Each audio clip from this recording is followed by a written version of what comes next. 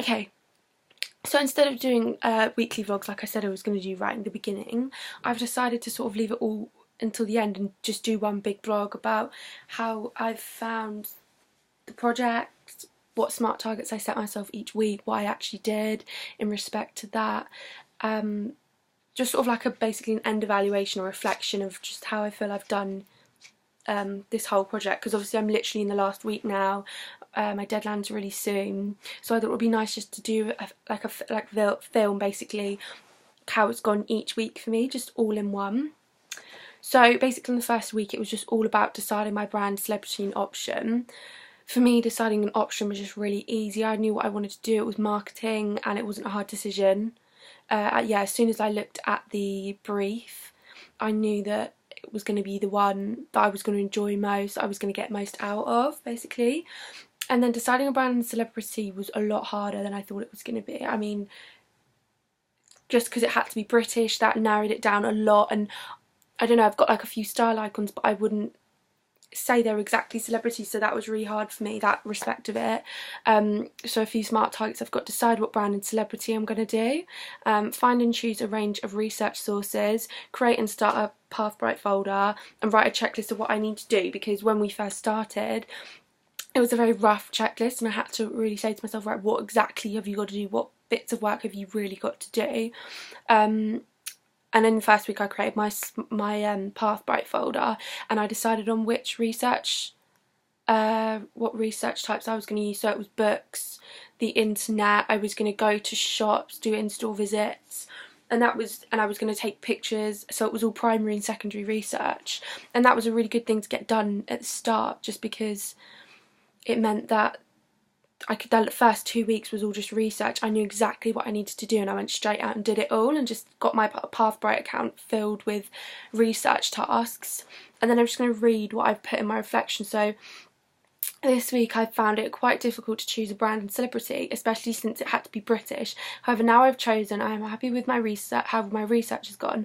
I have learned a lot about my brand, and by keeping organised I have managed to complete some research. So I remember in the first week I created a PowerPoint on my celebrity and my brand, and I think that was really important, because then it meant throughout the project I knew a lot about the brand, a lot about the celebrity, and I could use that in my work, and it was quite an advantage, I thought. And then week 2, so it was finished. I said I was going to finish all research and planning, but I don't think this was a very realistic task to set myself, because I think it took me about, I'm still doing research now, you know, I'm still adding pieces of research into my work, because I'm still finding things out I didn't know, and I think they're going to really help me in my Pathbright account.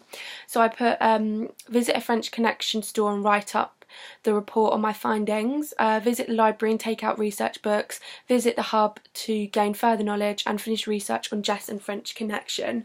So I think the bottom one, that was, I needed to finish my PowerPoints on Jess and French Connection, so Jess Woodley being my celebrity and French Connection being my brand, and I did that. I finished those pretty soon on, and I visited the library and I took a few pictures in a photography books, just to get gain some knowledge on what sort of photography I was going to want to use in my projects, because, you know, I've never taken pictures before, so I thought that was some research that I should have done. I didn't manage to visit the French Connection store in the first week. I think it was literally a few weeks in that I actually visited the French Connection store and did an in-store visit report, and that really helped me going into the store and actually seeing what it was like, what the clothing was like. And I actually found out, because everyone said they've got really good marketing campaigns, and literally throughout the whole store they just had their Summer 16 marketing campaign everywhere, and I think that was really good, and that helped me in my work. And I've just written, I've managed to visit the library, and I've carried it through to next week so I can give myself more time. So that was about all the research, and I said I was happy to have finished my PowerPoints, but I needed to get my bibliography together, because obviously I'd started all this research and I realised I'm going to have to put this all into a bibliography, and I think that was really daunting for me since I'd never done one before, and I've got quite a few pictures, and I think that I had to go back through and see, oh, is it copyright, then write down all the information I needed and then put that into my bibliography. I think by now I've got like 5-6 pages of picture bibliography, so it's really long.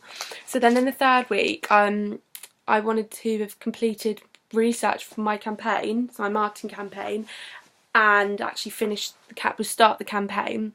So I put get up to date with my bibliography, the pictures and websites, research what different online and offline campaign, make online and offline campaign for French Connection, and complete a written report on my findings for French Connection.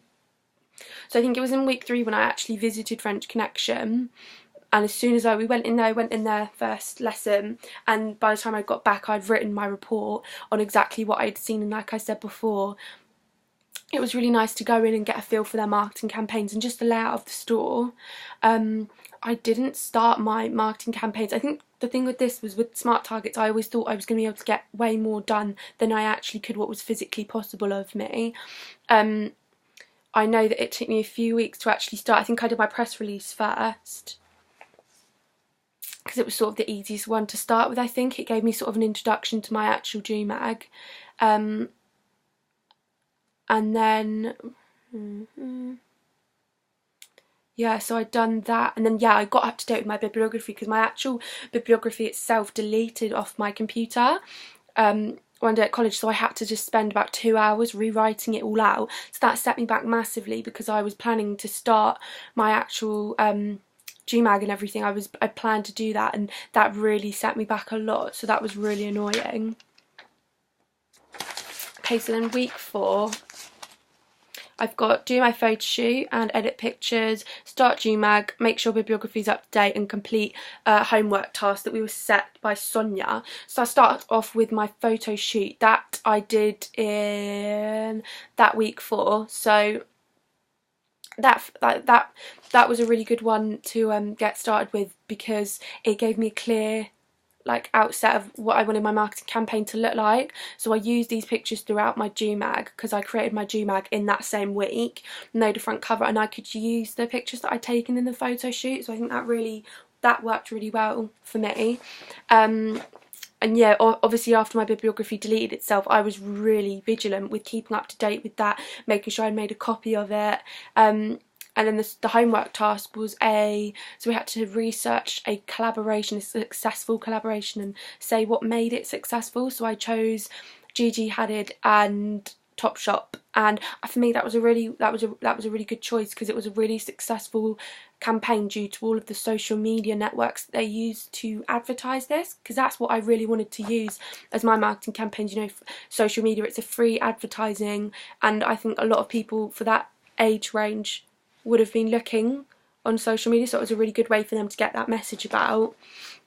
And then yeah, like I said, I started my GMAG, but that was literally, I was just getting a rough outline of how many pages, what was going to go on each page, what extra things was I going to do. Right, and I've got week 5, so write my press release.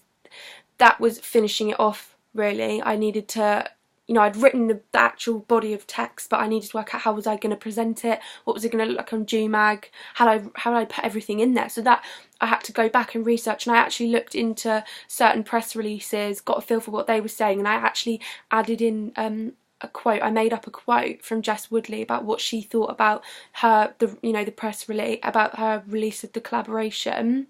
I wanted to put my photo shoot pictures into GMAG, because for me I had to do a lot of editing. I edited the pictures, then I had to put backgrounds in, I had to add the logo in, add the hashtag. It took a lot of putting things together, but once it was in my GMAG it looked really good, and it sort of gave me a starting point in my GMAG, like I said. And then it was to finish the Gigi Hadid and Topshop collaboration PowerPoint. So that was really important to do as well. I needed to finish that off, because that was actually a really helpful task that I did. It gave me ideas, gave me inspiration.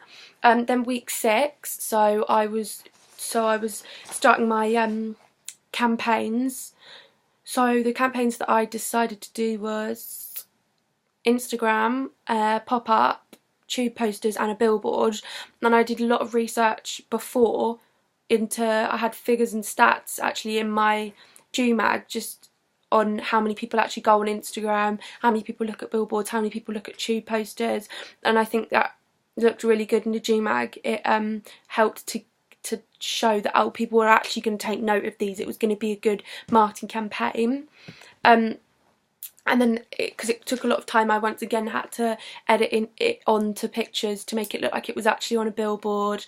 I had to actually make it onto a pop-up. I made an actual Instagram account, but I think that was also a really good thing because it looked really professional. You could actually believe it was actually like a real campaign on there. And then I also wanted to start doing some other things in my GMag, so I was doing my press release, so I got my press release onto 2 pages. I'd laid it out, decided how I wanted it to look, I'd started my contents page, and then once again I had to sort of look at my bibliography and start adding in everything I'd doing. So I stopped with my GMag, went through that and went back and just looked and put in all the extra information that I needed to, because that took a long time, because sometimes I would just leave it and have to go back and re-add things in and start referencing things and just remembering websites that I'd use. So that was once again like a really long thing. And then I think on that week I'd got quite a lot in my GMag done, so it was sort of made me feel a bit better about everything, but I still felt really stressed. I wanted to add in extra things, so on that week I knew I needed to do more. So week 7, my press release was in there, my marketing campaigns were in there, my photo shoot was in there, and then I had to do my customer profiles, but they didn't take too long because I feel like over the time I knew exactly what customer would shop in this French Connection and Jess Woodley collaboration. Like, I knew, because I'd been doing it for so long and it was really easy, and I got that in my GMag, and that was like the body of all my work. That was like all done, but I kind of went back and was editing things, adding in things, and then I created a SWOT. So I did a SWOT analysis, so strengths, weaknesses, opportunities and threats for French Connection, because I thought it kind of added, I you know, gained a lot of research and stuff about French Connection. I felt I knew a lot and it would look really good in the GMag just to have maybe like I did it sort of like an article, so it was another big body of writing that I had in there that showed a lot of, like, I think, research and knowledge. And yeah, I thought that added a bit to my GMag. And then I created a launch party invitation, so that was basically the launch of Jess and French Connection collaboration, and I've done like a little page on that in my GMag, and I think I did that last week and put that in there. But then I think it was last week when I looked on my Pathbright account, and because I'd been doing so much in my GMag, I sort of didn't feel like I had enough research, so I had to go back and really think, oh, what was I looking at, what was it that I was researching, how did I come to that conclusion? And I added a load of stuff in there. So I think like week 7 I was spending a lot of time on doing, like, you know, typing up research that I had found. And then literally on to the last week, so this is week 8, this is me doing a vlog now.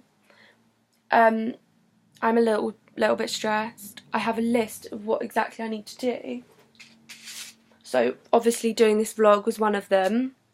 I need to finish off my contents, my front page, my back page. There's like a few homework tasks which will be extra research that I need to do, but overall I feel like I've done time management really well. There's been a few things that have gone wrong, but I feel like I've overcome them all. I've been pretty stressed out, but I think for the last week I'm pretty much done. There's just, like I said, a few more things I've got to do, but yeah, I feel like I'm nearly there now. So that was a lot of talking, but that is just basically all my vlogs put together. I've just done one big vlog, spoken about what went well, what didn't go so well, how I overcome it. Yeah.